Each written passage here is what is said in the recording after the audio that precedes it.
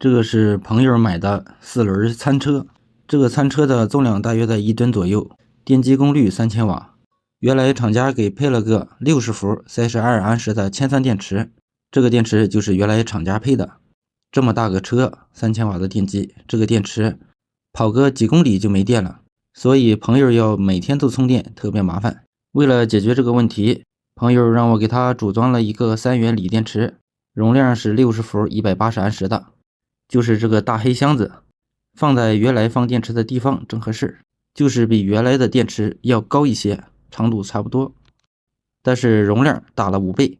现在电池的供电线和餐车已经连接到一起，这个黑的是充电器的插头，用的安德森的，这个接头是电池和餐车之间的连接线，电线用的是10平方的，如果要充电直接拔下来就可以把电池拿走，特别方便。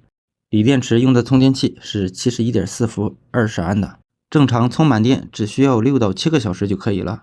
这个充电器的价格特别高，花了300多，锂电池组全部费用6500左右。这个就是餐车的方向盘，通过它可以控制车辆的转向。下边就是刹车和电门了。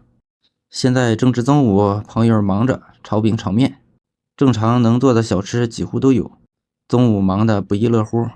由于原来的铅酸电池每天都要充电，特别麻烦，所以现在的电池估计能用1个星期不用充电，不但节省了人力物力，而且车的动力也特别好。营业完事以后，朋友要把车开到停车场，大约有几百米的路程，并不远。但是原先的铅酸电池1天就快没电了，现在用这组电池测试一下车辆的动力性能，看看怎么样。大家可以看到，车子起步速度特别快。虽然车子有1吨多，但是跑起来还是特别轻松的。这就是锂电池的优势，重量轻，电压高，容量大，再也不用担心充电的问题了。好了，本期的视频就和大家分享到这里，咱们下期再见。